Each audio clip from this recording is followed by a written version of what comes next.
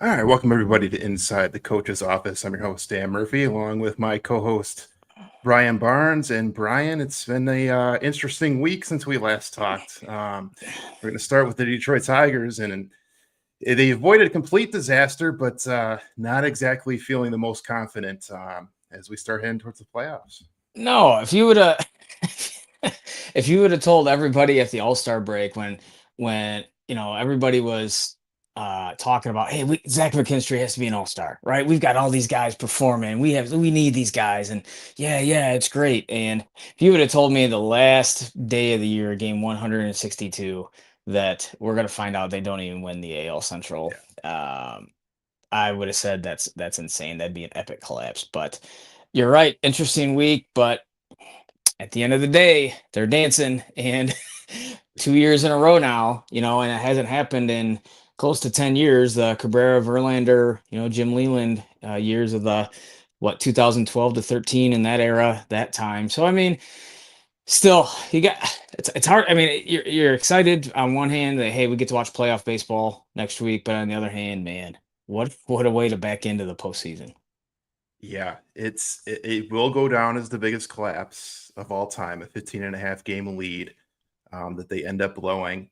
The Guardians are the AL Central champs, but very weird day today. Obviously, the Tigers clinched the playoff spot last night, as did the Guardians, but it's a situation where they're both playing in games that feel like exhibition games, but the AL Central is on the line.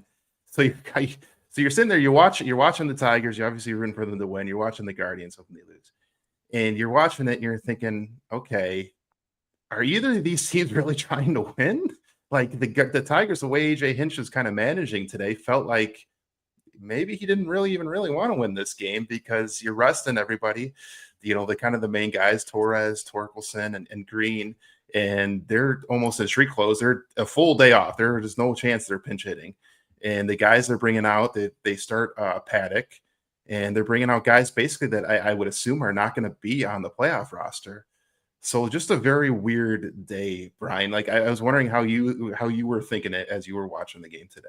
So I'm old enough to remember 1987, well before any of the wild cards were implemented in Major League Baseball, and the Tigers had to beat the Blue Jays the very last game of the year at Stadium, and Frank Tanana did it and beat them 1-0 through a complete game. Larry Herndon hit a home run, and you know like that last game that was awesome, right? And that mattered. And this end of the week stretch, the pennant race, like we obviously are sports fans, Dan, but man, there is still something special about a pennant race, even if there are more playoff teams. There was a lot of drama, like you mentioned, for the last month. Like you were texting me a couple times, like, wow, I'm on the edge of my seat. Every pitch matters, and Tiger fans felt that all over. So yeah, it was really weird. And then remember a couple nights ago, the Red Sox clinched. So it's like they were kind of in that weird,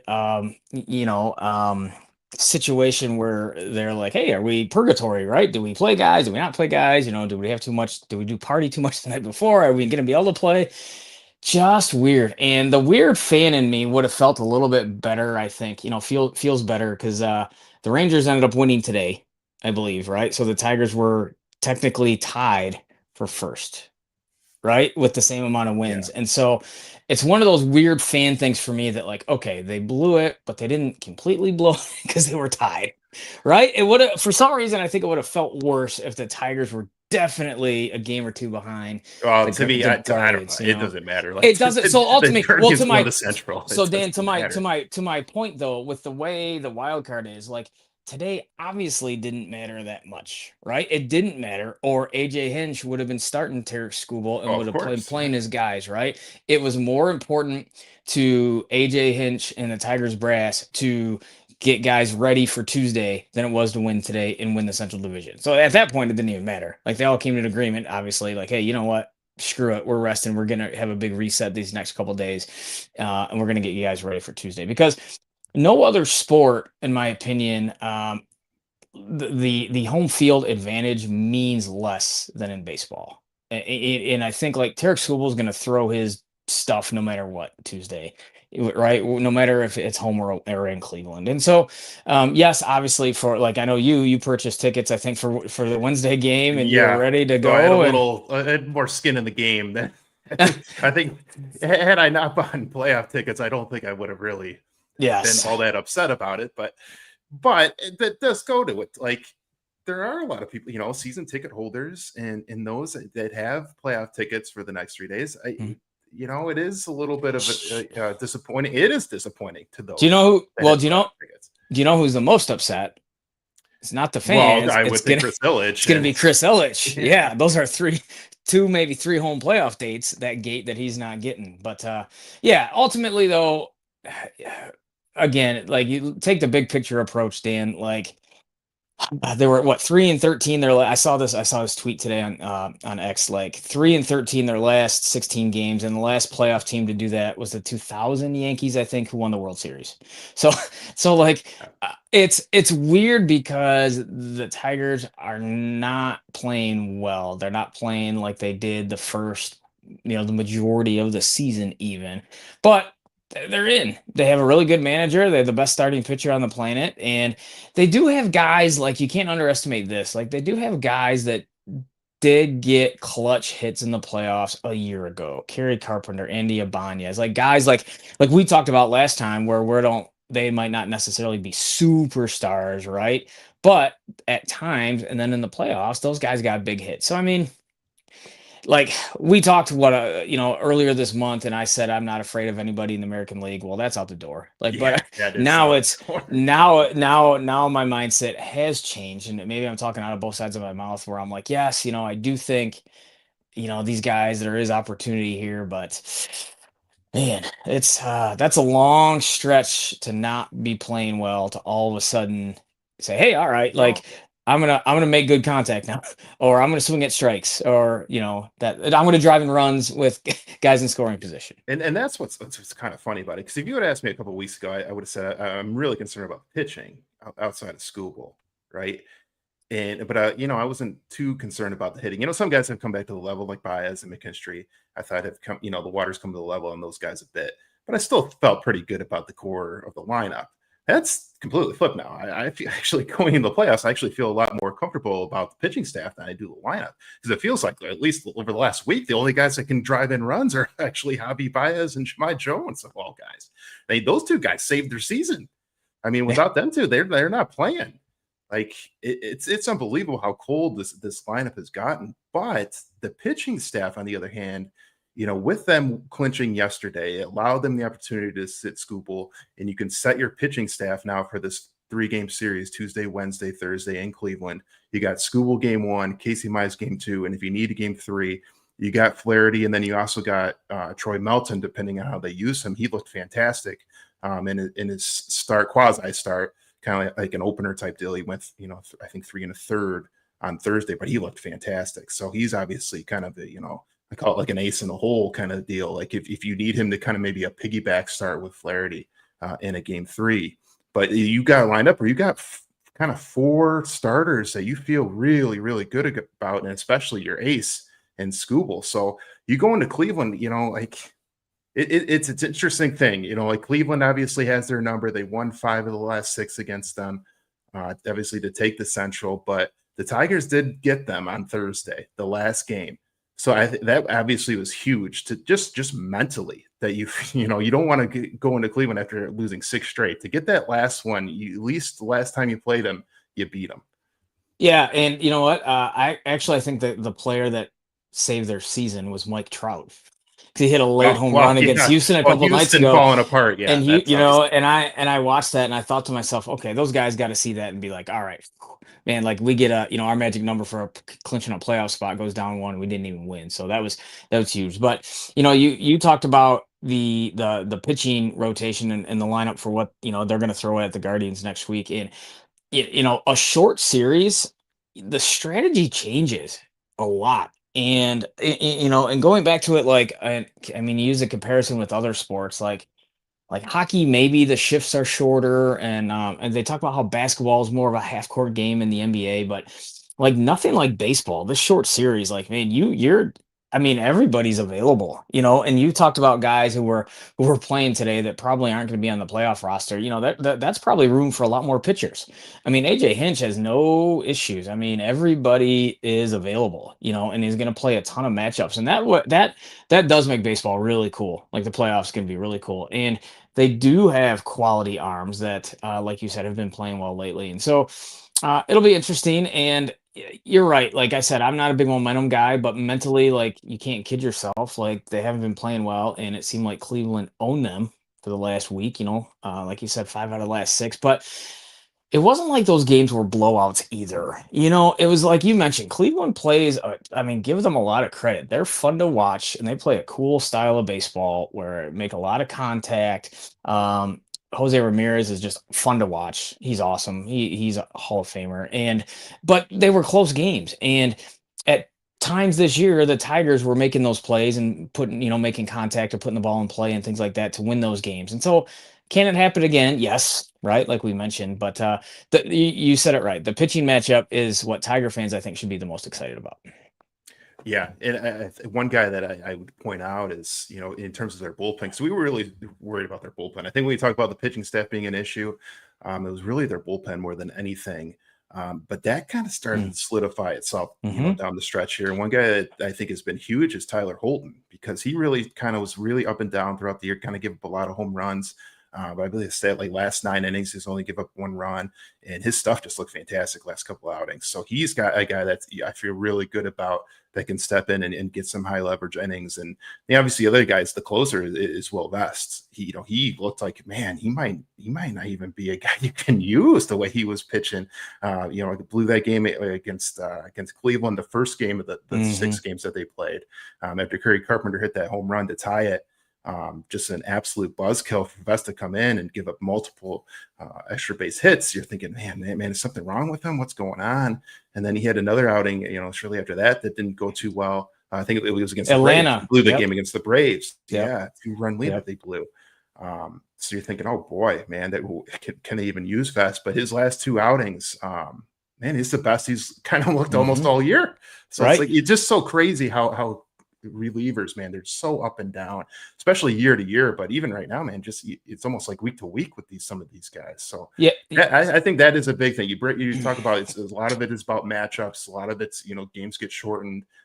You're going to use a lot of different relievers. Having a lot of their bullpen kind of solidify itself down the stretch here is going to be huge. Well, it'll be huge if they can get the lead. Right. I mean, that's obviously that's another story. But Ty Holton, like he got MVP votes last year. He had a great year, and he's been up and down this year, like you said.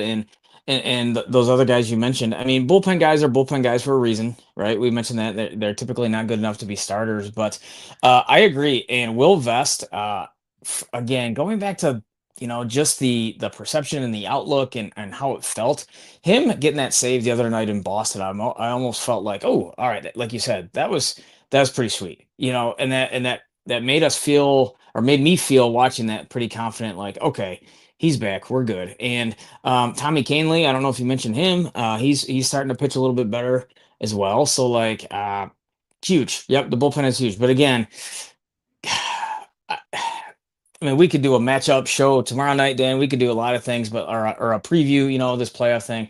Obviously, like now things get even more magnified, but the hitting with runners in scoring position, right? And not even, just how many times for some reason I feel like this has been my entire life as a Tiger fan, but especially this year, runner on third base, less than 2 outs, right?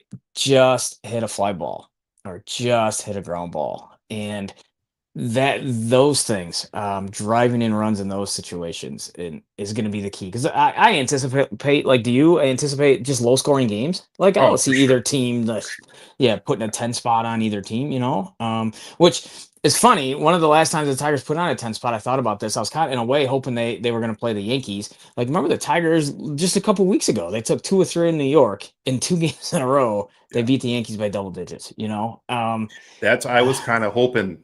I was kind of hoping they would go to New York because of that short porch in right field and the Tigers' power hitting with their left-handers. I thought maybe that might be a good matchup for them, but it's obviously they're getting Cleveland again, and it's going to come down, like you said, it's going to come down to hitting.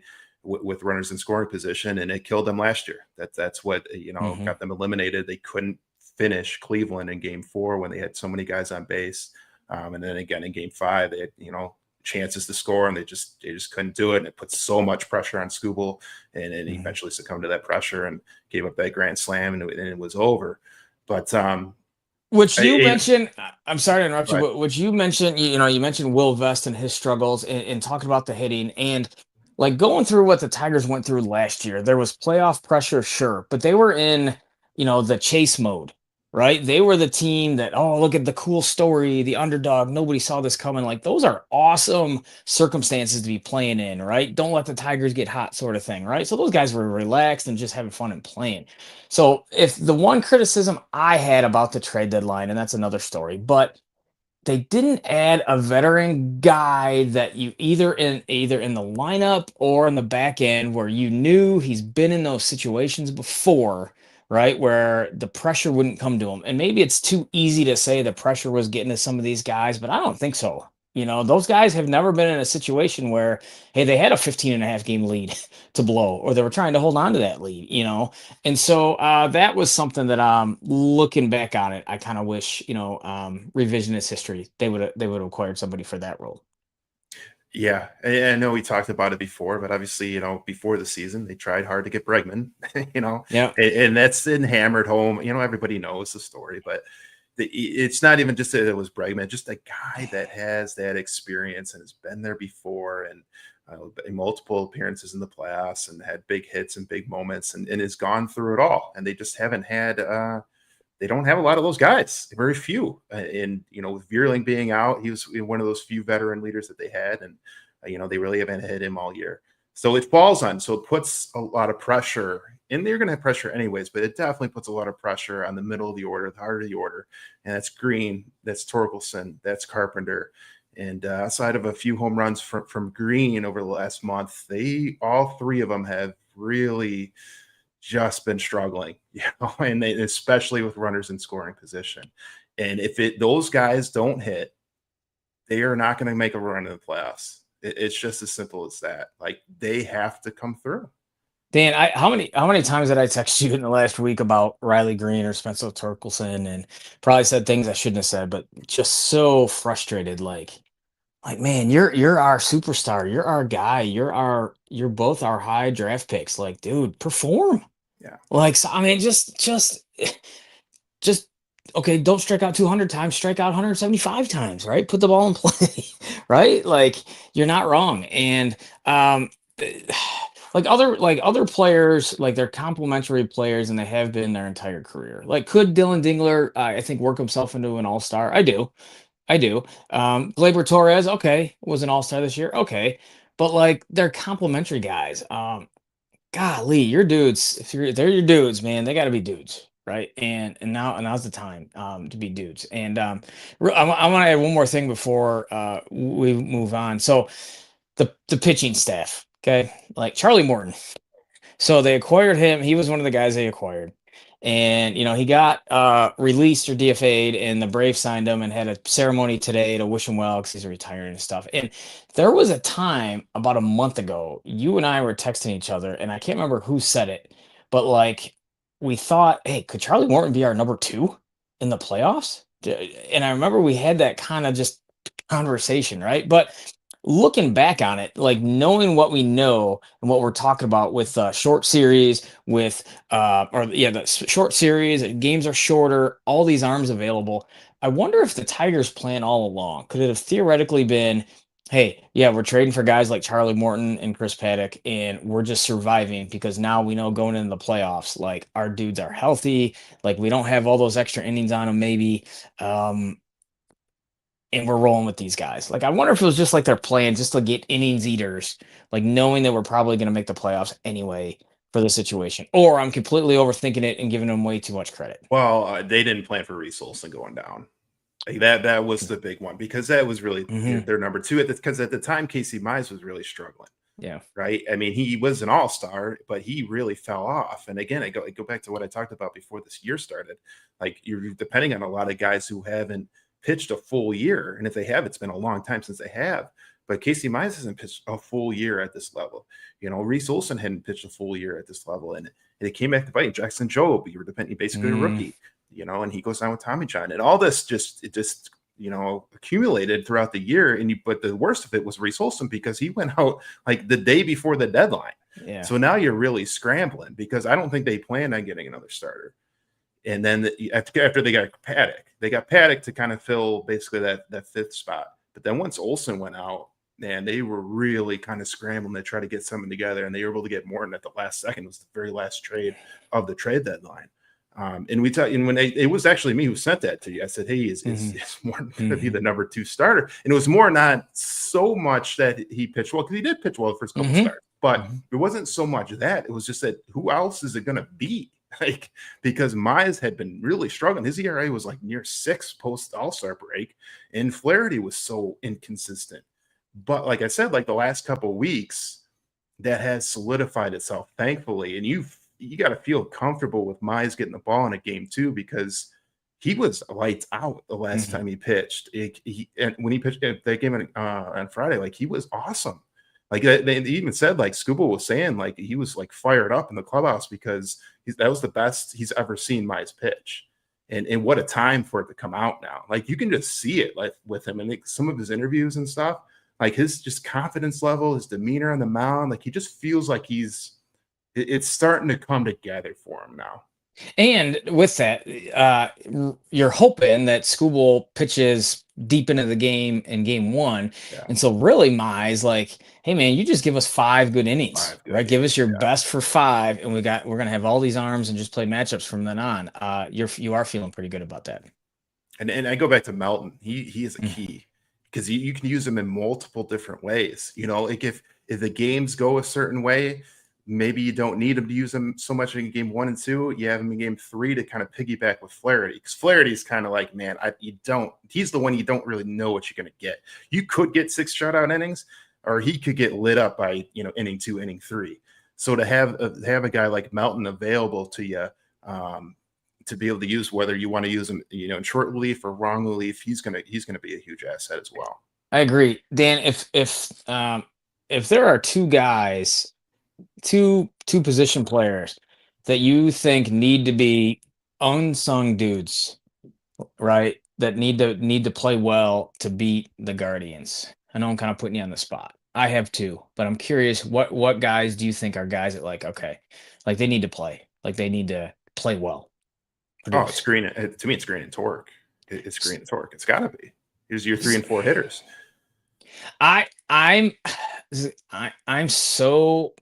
think it needs to be more than them even. I do. Like, I think Parker Meadows and the guy who got to Cleveland last year was Kerry Carpenter, right? Like, he hasn't exactly been raking either for a while. Ice cold. I mean, at bats the last week. I mean, I've never seen him swing like this. I mean, swinging the balls way outside the zone. Just his bat speed seems slowed down. Like, I don't know what's going on with him. It's just really been this last week. He just looks bad. You're right. There was a time, like, we talked right when he came off the disabled list and the Tigers offense started doing really well. And I remember you texted me, you're like, and the lineup is just different with him. And it was different. And so, like, to me, like, I still kind of think, like, all right, Torkelson and Green, like, I'm not saying, I mean, you can't be completely out on those guys, because if you're out on them, it's over. But I still think there's going to be such low scoring games. Like, I mean, it's so hard because so many guys haven't done anything. Both of them are gonna have at bats with guys on. Yeah, and they gotta come through. Sure. It's gonna come down. I'm telling you, it's gonna come down to those 2, and they have to come through. So we can have this conversation now if you want. I mean, so what happens? Okay, what sample size if they don't perform? Are you like, hey man, you guys had an awful September, you had a partially awful August, and you had an awful playoff series when it really mattered. Like, we talked, are those guys Tigers? Like what's the long-term value for those guys? Like, then again, I wonder, like, what, like, other teams aren't stupid. Like, they look and see that, like, they put up, okay, they had a lot of home runs, right? But, like, they also see all the other stuff we talk about. What's the perception of those guys if they don't perform in the playoffs? Because now it really matters. Well, I mean, they're both 30 home run guys. And What is Riley that? Green's obviously 100 plus RBI guy. But what I'm saying is, those you need one of them. Like, you need one of those guys.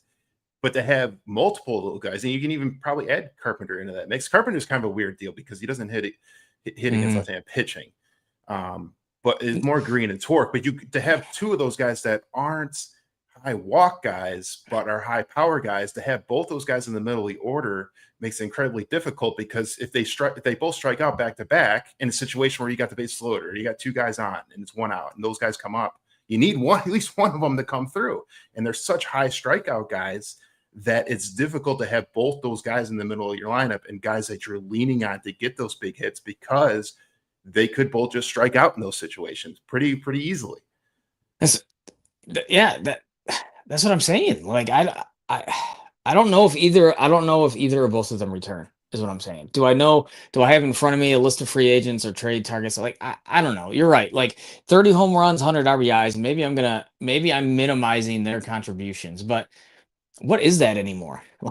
Like, you know what I mean? There's a lot of dudes. Valuable, but you need. Okay, so what do you do then? Do you tweak Riley Green's swing so there is more contact? Maybe you take a dip in home runs, but you're also striking out a lot less. More Well, that clearly hasn't been his MO. That's not what he's trying to do. He's the whole thing is to try to get the barrel of the bat at the highest velocity he can into hit bombs. I think his goal is just to be a more and more home run hitter each year.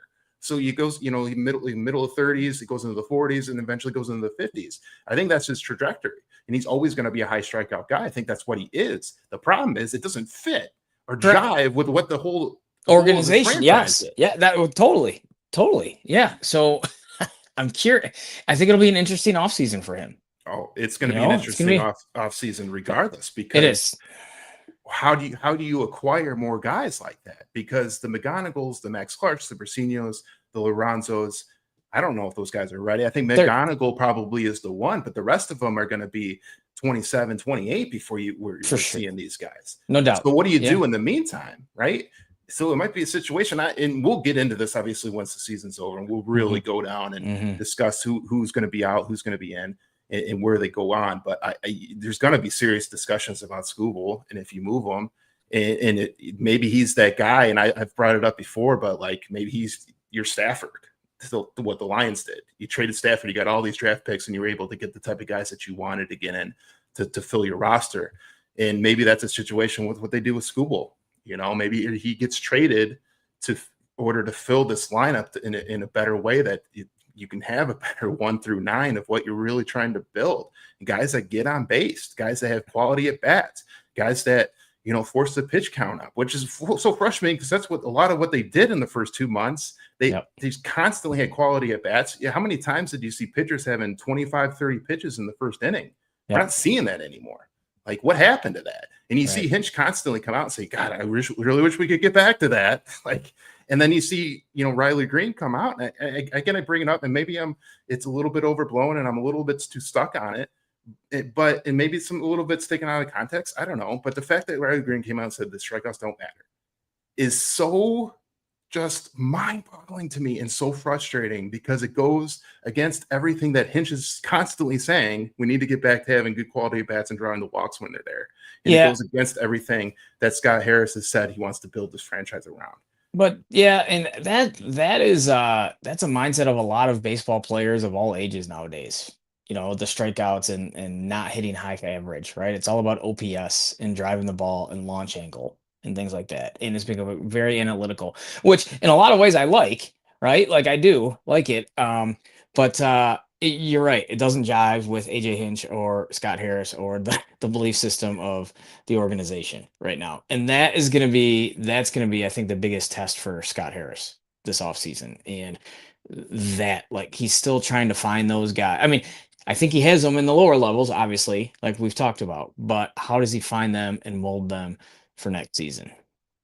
Big challenge. And I think what's so funny about it is the team that they're playing, and the team that's had their number plays the way just like that I think Scott Harris would prefer. I mean, not so much like the bunting and that, but just the quality of bats and drawing walks. And obviously, you talk about Quan, he's constantly on pace, constantly wreaking havoc. But the main guy is Ramirez. Yep. And it's just, he always comes up in the clutch and gets the big hit. He always finds a way to battle. If he gets into an 0-2 count, he battles and battles and battles his way back into a good count for himself and gets a good pitch to hit. And if it doesn't get a good pitch to hit, he finds a way to draw a walk. And he's not afraid to take ball four. And that's the biggest difference between, I think, him and Green. Those are the top players. Green is the top player in Detroit's lineup.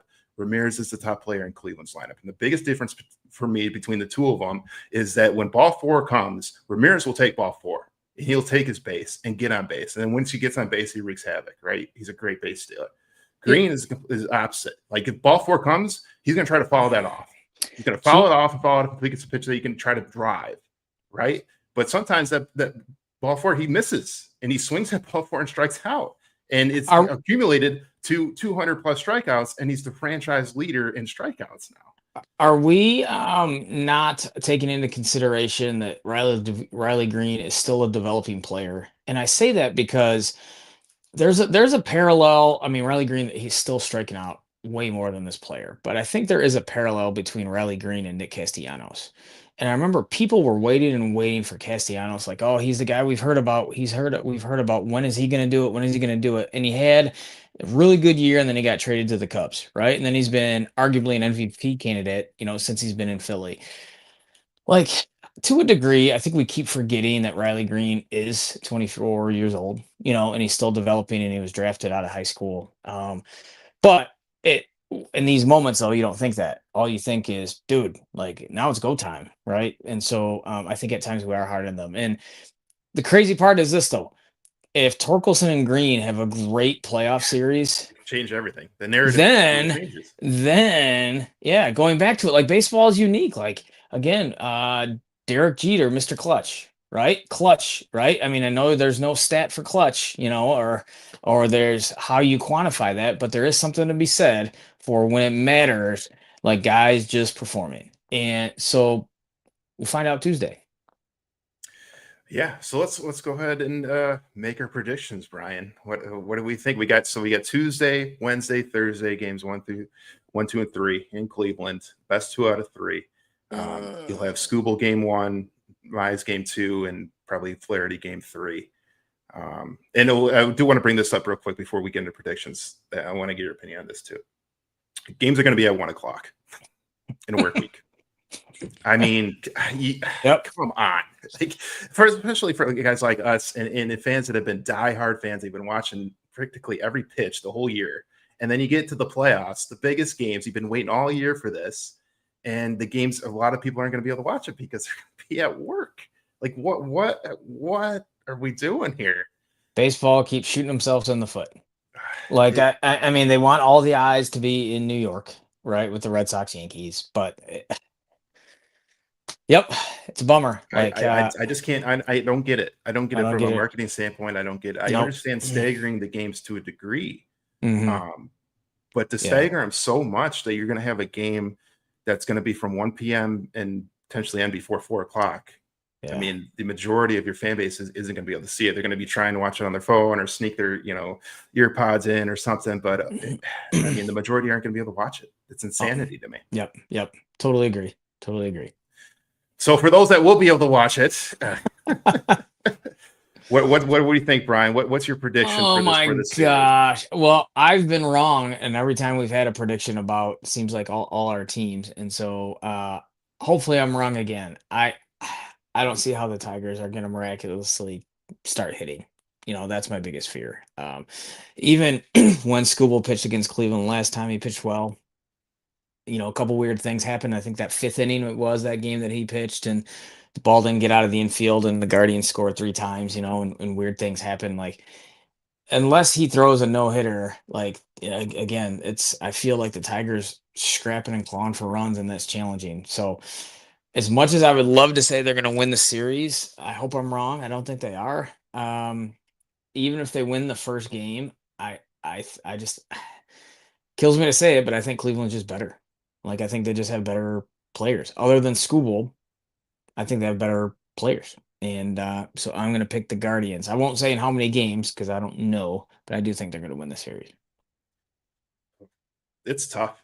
It is tough. If Skubal had to pitch today, I would say they have no shot because Yeah. their pitching rotation would have been so out of whack. But the fact that they were able to get their pitching rotation set the way they want it, the way that bullpen has started to come together a little bit, kind of solidify itself a little bit, and really Vest and Holton, I think more than anybody, have really given me some confidence in the bullpen that they can, if they, need to shorten this game and it's, you need to go to the bullpen in the 6th or 7th inning, that they'll have enough to get through 9 innings with the pitching staff they have.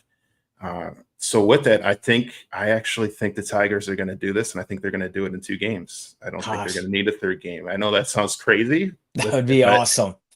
But I think that's what's going to happen. I just think the Guardians have had so many plays go their way. In that Thursday game, you finally saw some plays start to go the Tigers' way. Ramirez had an error, and you saw him kind of, digested after he threw it. And Benetti actually brought up, it's like, that's the first time in 6 games against the Guardians that you've actually seen a Guardians player actually be frustrated or digested in any way, because they played almost flawless baseball against the Tigers up until that moment. And it was just that game. You just started to see it shift a little bit, and you started to see some energy in the clubhouse, and you started to see just the Tigers just looked different in that game. And I think getting that win on that last game against Cleveland, I think it's going to give them the confidence to go in Cleveland and get it done. And the biggest thing for me is game 1 with Skubal. All right. The last year, the playoff start obviously ends with him giving that grand slam up in Cleveland. The season ends in Cleveland. And then the game last Tuesday where he, hikes the ball between his legs, where he has the meltdown in the 6th inning. Like, those are 2 of the worst moments of his career. Probably the 2 worst moments of his career happened in Cleveland within the last year. Like, if you talk about a guy going in there motivated, like, and just what, everybody was laughing at him, memes were being made of him. Like, you don't think that sits in his mind, and he's been stewing over that for the last week. Like, I just think he's going to come out and just be lights out, man.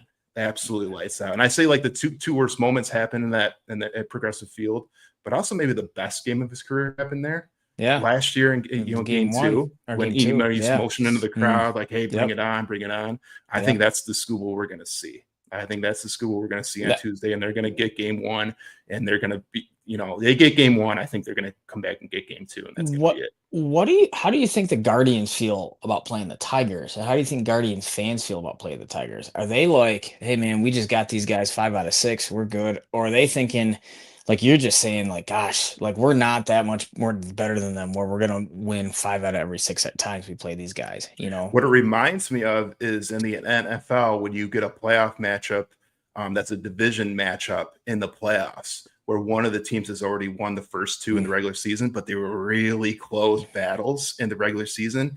And then you're asking that team to go in and win a 3rd time against your rival, your division rival, in the playoffs. It's incredibly difficult to do. And that's what it feels like Cleveland's in this situation. Like, hey, we got to beat Skubal again. Like, we found a way to scratch and claw. Like, we got 3 runs without getting a ball out of the infield. Like, our guy took a fastball to the face. Like, it was just an insane inning, like an inning nobody's ever seen before, to beat Skubal. Like, we got to try to scratch or claw another inning like that, or another game like that, to beat Skubal again. Like, I think that's what they're thinking a little bit. Obviously, they got some confidence because they've had the Tigers' number, but I think to try to have to beat Skubal again has to be feel a little bit daunting to them. Who do you think is going to get, like, is going to take a step back? Like, what position player is going to get less and less at bats, do you think, in this series? Like, obviously there'll be the matchups with, pinch hitting with Kerry Carpenter or Ibanez, but is there anybody, like, who do you think, like, do you like Trey Sweeney, Zach McKinstry? I think Ibanez gets very little at bats, if any. I think Ibanez is one of those guys where I think what has happened. Ibanez is like that first right-hander off the bench. if they're facing a line where their lineup is heavy left-handers and they got right-handers on the bench, I think the first guy is going to be Jahmai Jones for sure. I mean, he has been unbelievable, and especially down the stretch here. We talk about clutch hits, getting hits with runners in scoring position. It's been Jahmai Jones of all guys. So I think Jahmai Jones has definitely kind of taken that spot over for Andy Ibanez as far as a right-hander off the bench. If the lineup works out that way. So I think Ibanez and definitely, I don't think Sweeney's going to get many at bats at all. Yeah. I would say those two are guys that you saw a lot of last year in the playoffs and have seen, down the stretch here. Those are two guys that I don't think are going to get many at bats in the playoffs. Yeah. I don't think Jake Rogers either. I think this is. Oh yeah, he doesn't. Yeah, I think that's pretty much obvious. But he's just not a guy like there was a game, one of the games in where they were playing Cleveland here last week or 2 weeks ago. Where Jake Rogers came in and got a pinch hit, because he was just playing the matchups. Like, I think if there's a situation where you could bring in Jake Rogers to substitute for a left-handed hitter, I don't think he does it. I think he just lets the lefty hit on lefty. Yeah, and Rogers only plays if there's an injury to Dingler. Yeah. Like, I think that's it. Like, I don't think there's any situation where Rogers is coming in for a big at bat because we saw what he could do. Like, I don't think he's back next year. I think he's one of those guys. It's run its course with him. And I think one of those young catchers might come up, or maybe you go out and get a backup catcher, preferably somebody left-handed, so you can platoon a little bit with Dingler. I would say all those guys are probably guys that are not getting many at bats. We're going to have a fun postseason conversation. Let's just hope it's in a month. Yeah. In a month from now, when they win the World Series, we'll have that discussion, and whether we're going to go to the parade or not. And yeah, for sure. Most of the discussions we'll have. But we'll see who's right on this one. But man, it is with all that. I mean, it's been an incredibly disappointing September, and obviously blowing the division. It sucked. And then just watching today, man, I really want them to win it. And they hadn't win the division in 11 years. You were hoping they could get it, just to say it. Just to say they're the division. It's a big deal, and just to say that they didn't blow it. It's a banner. And none of that matters if they win. Again, none of that matters. No one's going to care that Cleveland caught them from 15.5 back. The Tigers just go and beat them in the playoffs anyways. 06 World Series, Tigers got there and arguably were the better team, and nobody remembers that they blew the division to the Twins. So similar thing. They had a big lead and after they blew the division to the Twins, and then they come back the first round and beat the Yankees. That's all anybody's talking about, right? For sure. You advance to the playoffs. You beat the Guardians. No one's going to care that they caught you. No one's going to care that they won the division. All anybody's going to care is who won the playoff series. Amen. For sure. For sure. So, speaking of Cleveland, right? Detroit-Cleveland. We had another Detroit-Cleveland matchup today, and we had the Lions, man, looking really outstanding. Like, really just kind of a workman's likes game. But after the Browns had beat the Packers last week, I think it brought a lot more attention to this matchup, and you thought maybe the Browns can give the Lions some problems. And man, the Lions just took care of business. The Browns gave them a little bit of a struggle. I guess defensively they gave them some problems at times, but overall the Lions get the job done, 37-10. You kind of knew after. First of all, our predictions last week, neither of us picked the Lions to beat the Ravens. No one did. And no one did, right? No one did. And so naturally they have that short week, and there's probably going to be a little letdown. And early on, I think that was apparent. Cleveland had a really good drive, that first drive to go up 7-0. And I don't think they looked sharp. They didn't look sharp right away, but again, it's a long football game, and God, the Lions, to their credit, still have so many ways that they can beat teams. They could dominate and run game, or get the ball to some really good receivers or tight ends that create matchup problems. And it was really good to see. Like, this is the first time in their games that I felt Aiden Hutchinson really looked like Aiden Hutchinson. Like, he's played well at moments, but like today I felt like he really was arguably the best player on the field and did a lot of good things, And so, good win. I think it was another game where the Lions didn't give up a sack. The offensive line, for as much criticism as they received the first week, which was justifiably so, they didn't play well. These last 3 weeks have been pretty impressive, and I more impressive than I thought. I still, wonder. play a tough schedule. The schedule is a little tougher than it was a year ago. I think I said 10-7 or 11-6. But man, they are, to their credit, they are looking really good. And for as much as the talk about the coordinator situation, like, is everybody like done with that? Like, how are you not done with it? Like, either side of the ball. Like, you know what I mean? Done with the worry about the coordinators. And I think it goes back to this was Dan Campbell's team. This is Dan Campbell's offense. They were bringing up a couple of the different plays that happened. That kind of like that option play that Mm. they ran on the goal line. They were showing that they did that years ago with the Yeah. Saints, and he Yep. even years ago before that, it was a play that was ran in Dallas when he was a tight end there. So a lot of the things, a lot of the trick plays, a lot of the things, a lot of that was, was Dan Campbell too. So like, Mhm. just because Ben Johnson left didn't mean like he was taking the entire offense with them. Like the personnel is still here, the playbook's still here, and Dan Campbell's still here. So I think maybe it was maybe a bigger talking point than maybe it should have been, with Johnson leaving. Um, but you brought up like different ways to win, right? And things that get forgotten. Like Khalif Raymond, really good punt returner. Yeah. He gets a big punt return for a touchdown today, 65-yard punt return. So just so many different ways that the Lions can find ways to win. And even though the running game wasn't dominant today, obviously was good enough. I think Gibbs had like 90 yards today. Against maybe the best defensive line in Mhm. football. And it was something I wanted to see is like, okay, they played well against the Bears. They played well against the Ravens. How are they going to do against the Browns front? One of the best fronts in the game, if not the best D line.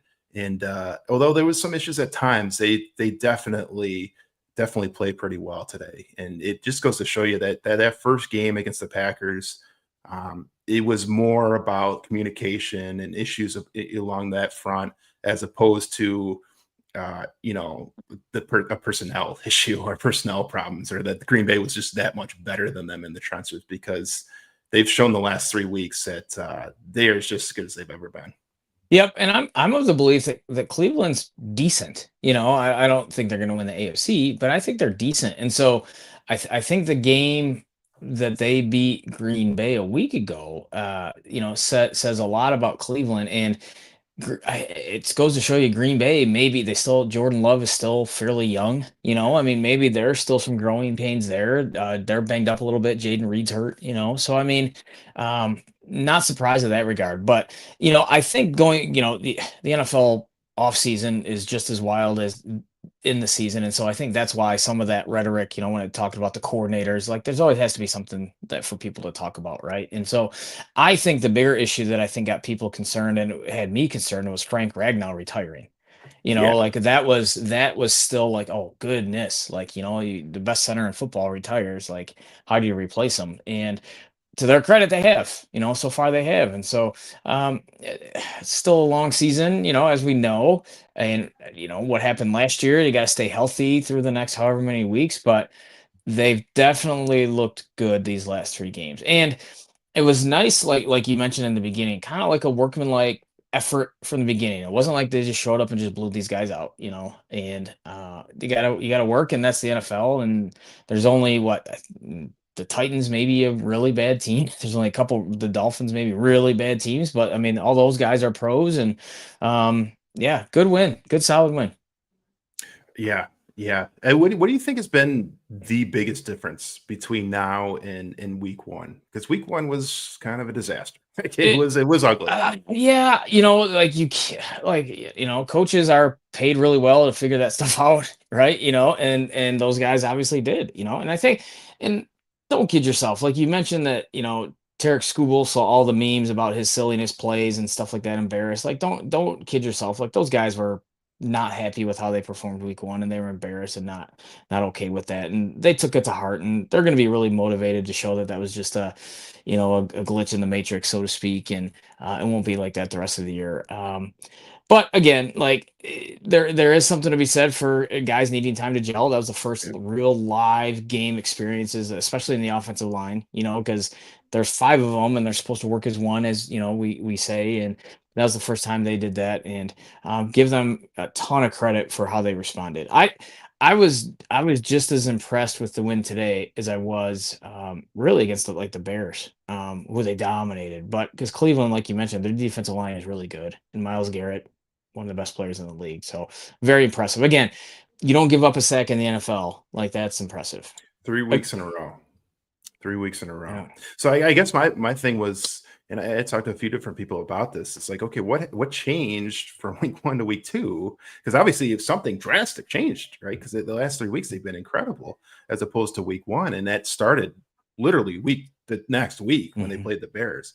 Things changed, and I said, well, it looks like a lot of it was just communication amongst the offensive line. So my assumption was that maybe they had a lot of automatics, a lot of things that you wouldn't maybe make calls at the offensive line to make adjustments, whether it's the front you're seeing, or you're making adjustments in your pass protection, or you're calling out different blitzes.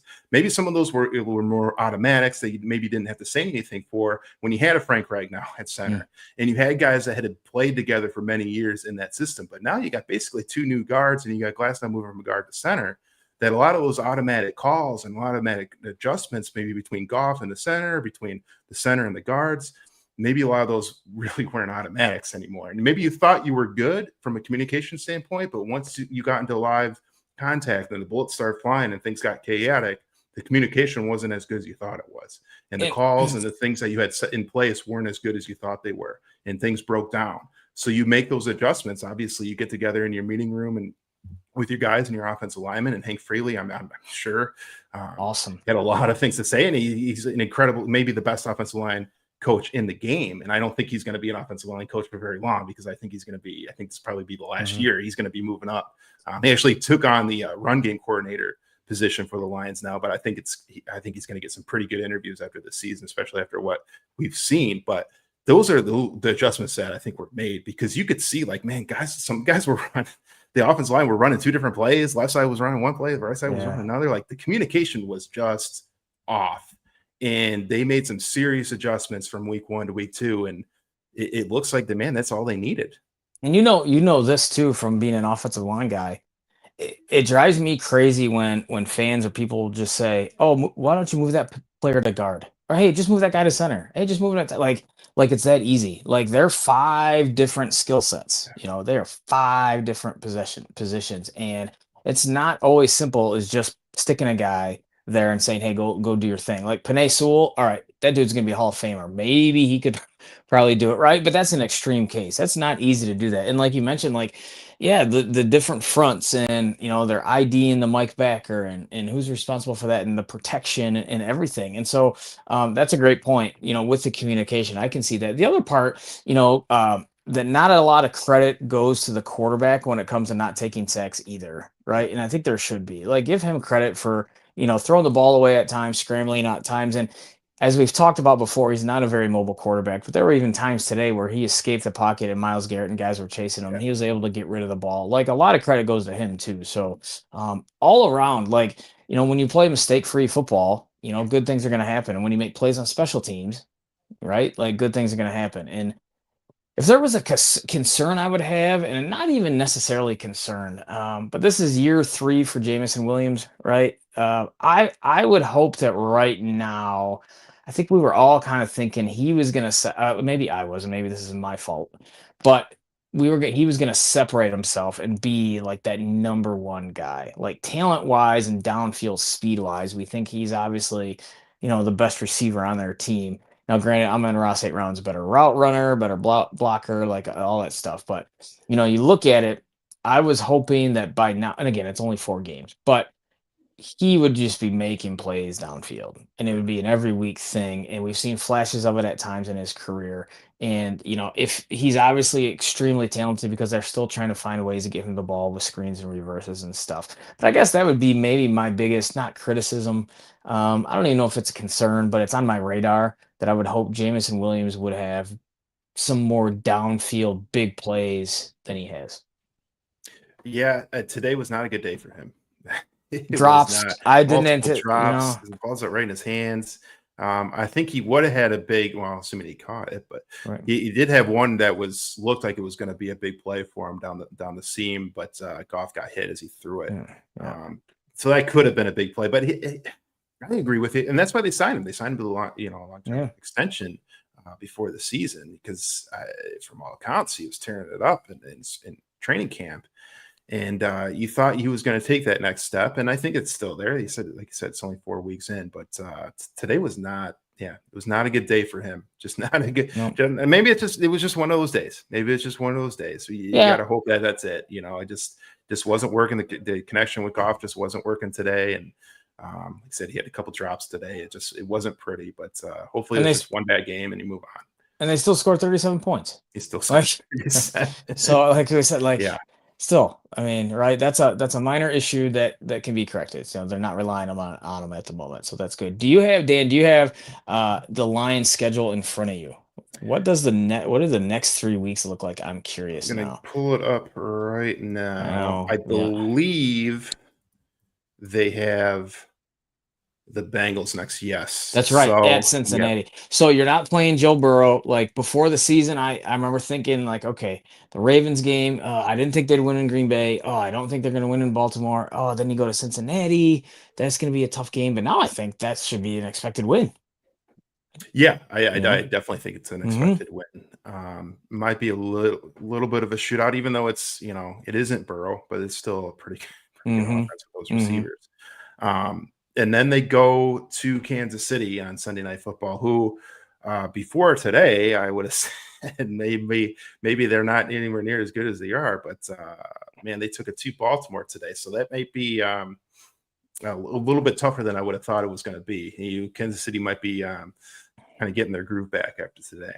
No doubt. Yeah, no doubt. And I was just thinking today too, with that, are the Lions, the Eagles, the Chiefs, and the Bills the four best teams in it right now, and it's not even close? Who am I missing? So say those. I'm sorry. Say those four one more time. So the Lions, the Eagles, the Chiefs, and the Bills. I think the Packers are still in there. And the Packers won head to head. I mean, obviously, we think it had a lot more to do with the Lions than maybe it did with the Packers, but they still won. But you remember, and they still took it to them. Like it was a head-to-head match, and they took it to the Lions. So, but you remember, I would still put the Packers in that range. But you remember, we've had this conversation with how it relates to college football. Does that really matter in the grand scheme of things? Winning head-to-head, it's not. And well, I mean, it could. I mean, they're still. I know. We'll be able to get a better idea if the Packers are will be playing right now. I think now, but if that Browns game was just a one-off, maybe it was just a one-off. I don't know.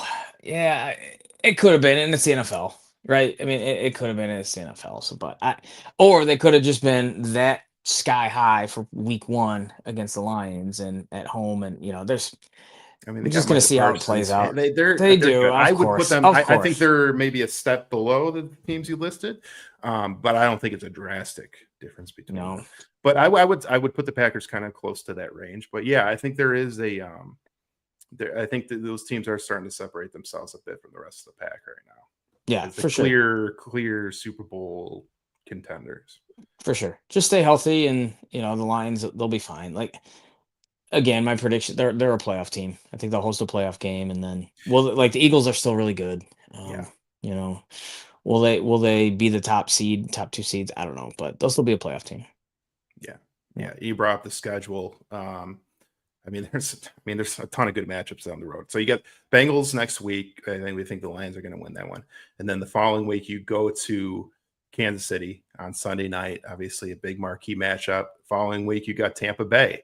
At home on a Monday night, then the Vikings, and then the next two games after that, in November, those are going to be two big games at Washington and at Philly. At Philly is going to be Sunday Night Football. I think those will be the two games where we're going to be looking at, okay, where are they going to fall in its seeding, and are they going to get kind of clear command of the division and win this division, because those are going to be two marquee games. Obviously the Washington game after what happened in the playoffs, and then Philly, I think, holy cow, right? Everybody's circling that game. I cannot wait for that one. You talk about two physical teams, two I think the top contenders in the NFC. That is going to be some game. Did you happen to see any highlights of the Eagles Buccaneers today? And Nick Sirianni was John with Baker Mayfield. I I'm did just not like, see that. I'm gonna so have to go back like and look l- at that. I'm a coach defender, but like that guy gets on my nerves. He d- he he's run his mouth to like Chiefs fans before and his Yeah. own fans before. Like, dude, just stop. Like, you're a clown. Just stop. Oh, he's a clown, but he's also a Super Bowl He's champ. won a Super Bowl. I mean, what do you do, right? Like, yeah, what do you do? I mean, he's a good coach. He obviously knows what he's doing. But that just antics bother me a little bit. But I mean, how many playoff teams did you just rattle off on their next 6 weeks? Like, Yeah, it's crazy. this is the tough stretch where just as important as winning some of these games is staying healthy. And Yeah, we go that is back the to that. biggest thing. That's I mean, without question. And it looked like DJ Reed, the corner went down. Um, which yeah. man, corner depth has always been a problem with the Lions, and it's a problem in the NFL. Like, corner's a Hmm. hard position to keep healthy and keep a lot of depth. That could be a spot. And I'm going to leave it with this, Brian. Last topic I want to get into, and we've talked. Obviously, a lot of talk was about going into the season. Why didn't they get Zadarius Smith? Why didn't they get Zadarius Smith? Why didn't they go out and get another defensive end opposite Hutchinson? And I thought about this. I'm like, wonder if maybe they're just kind of waiting for the trade deadline and seeing like, hey, maybe this Muhammad kid Hmm. performs, which or maybe some other defensive ends on their guy at their roster that maybe you weren't expecting come up and solidify that spot. And that defensive end isn't such a big spot that you need, but you get to the trade deadline and it's a different position. You have some injuries at a group that you're not expecting, like a corner, right? And you can then use those resources to then go out and solidify that position. I'm wondering if maybe that was Brad Holmes' thought process, because when they got Zadarius Smith, everybody bashes them, but they went out at the trade deadline last year and got Zadarius Smith and helped to solidify that defensive end's position a little bit they did have a rash of injuries there. Yeah, and people always talk about the trade deadline in football, though, like they do in Major League Baseball, but I think they're different. Like, I think it's harder and more challenging to find that impact guy in football than it is baseball. I think it's Like, harder to get an obviously, impact guy, but you can get a guy like a you Zadarius Smith. You can you can get a you can quality player to help solidify a position that maybe you got hit with injuries at. for sure, but I don't think, but you see it in baseball all the time where a trade or two, like that guy can solidify your lineup or your pitching staff and carry you, for like Yeah. 30 Yeah, games. you're not We've going to get seen that. that. You're not going to get that in football, and I think sometimes Lions fans want that or wanted that, and Yeah. so you're right. I could see something like definitely happening, and as we've seen over time. And again, last year it happened in the Super Bowl. Like the defensive line of the Eagles dominated the Chiefs, and that's when you notice that position the most, in my opinion, is late in the season and then into the Super Bowl. And so, but you're right, they're high on Muhammad and those guys they're playing. That when they're healthy, they're high on their defensive line, and if Aiden Hutchinson stays healthy, like maybe you don't have a need to go make a trade like that. So there'll be some intrigue. Obviously, there'll be some intrigue, but.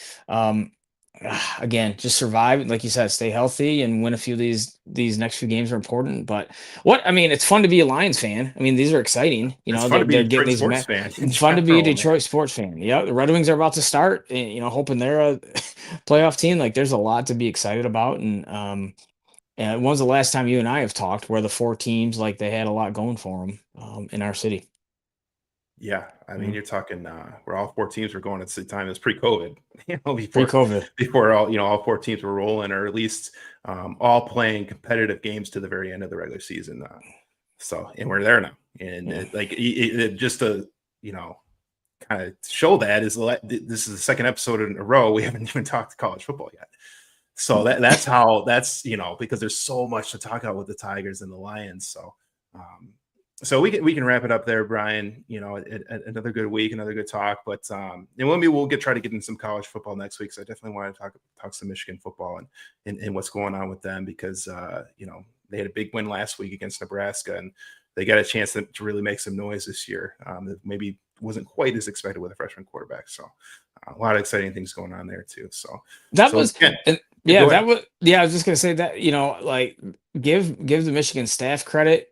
You talked about how Bryce Underwood needed to carry the ball some more, and he did. He had a long touchdown run against Nebraska. Not an easy place to play, and that's obviously still a program in transition. Matt Rule's trying to do Matt Rule things, and yeah, that was a pretty good win, and so there will be some good stuff to talk about with those guys. Yeah, they got some exciting matches coming Mhm. up the road. Going to USC, even if USC they Mhm. did drop against Illinois, but Yeah. they're a I lot better this year. So again, yeah, like that's something I'll be interested to see because Michigan State flies out to California, kicks off at 11 o'clock. Yeah, USC has to fly out to Illinois. USC's yeah, a little bit more talented than Illinois, but they lose, right? Like college it's football is tough. insane. It's all about the kids, and the students, and yeah, Yeah, definitely. Definitely some college football next week. good. But again, thank you all you guys for joining us this week. This has been another episode of Inside the Coach's Office, and we'll see you next week.